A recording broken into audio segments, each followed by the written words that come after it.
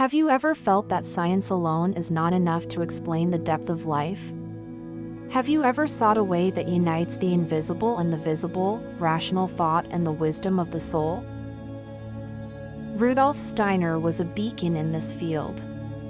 Philosopher, scientist, esotericist, and pedagogue, he dedicated his life to building a bridge between the spiritual and earthly worlds, offering humanity tools for a deeper understanding of reality. A researcher of the invisible. A thinker who did not stop at philosophy, but gave birth to an entire vision of the world, Anthroposophy, a bridge between science, art, and spirituality. Steiner spoke about the future mission of humanity, the evolution of consciousness, the overcoming of materialism, and the birth of a science of love. For him, Christ is not just a historical figure, but a spiritual force present within every human being, an inner light that guides the evolution of the self towards freedom and cosmic responsibility. The human being is not just a body with thoughts, but a complex entity made of body, soul, and spirit, in continuous dialogue with the universe.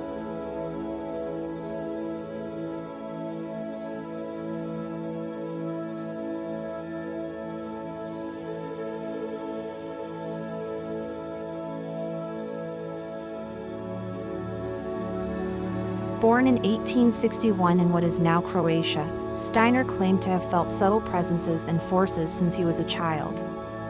He studied mathematics, natural sciences, and philosophy, but it was his openness to the spiritual dimension that made him unique. Through hundreds of lectures and writings, he created an immense body of work, like a garden made of paths for every aspect of life. Anthroposophy is a path of knowledge that aims to awaken consciousness and develop an evolutionary vision of man. Every experience, every pain, every encounter is seen as an opportunity for the soul to learn, remember, transform. But what makes Steiner so powerful is that he brought his vision into practical fields. He inspired schools, hospitals, farms, theaters, communities. Wherever there was life, Steiner proposed a way to make it more conscious, more alive, more spiritual.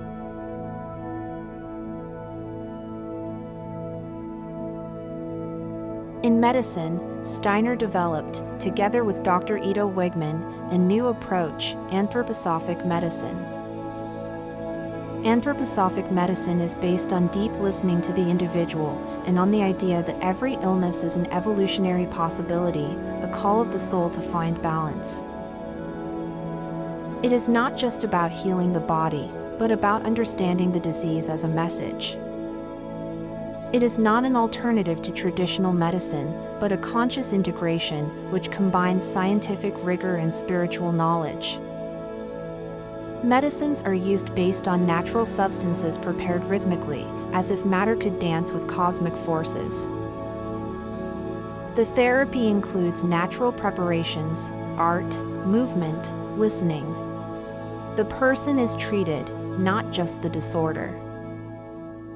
Once, a doctor said to a child who was afraid of needles, "Even your fear wants to heal. You are not just sick. You are a seed that wants to grow." And the body responded.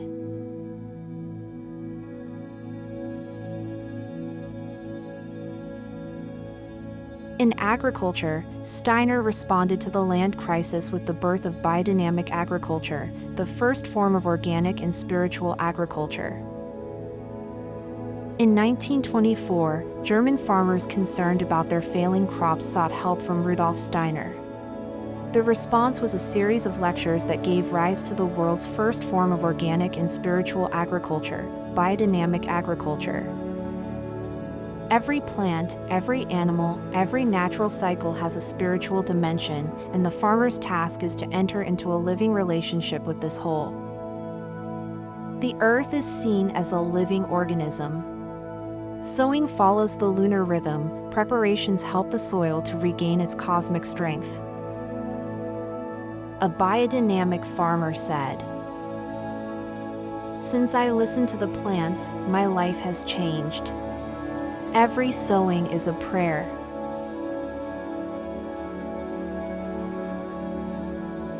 And in art, Steiner saw a language to reveal the spiritual world.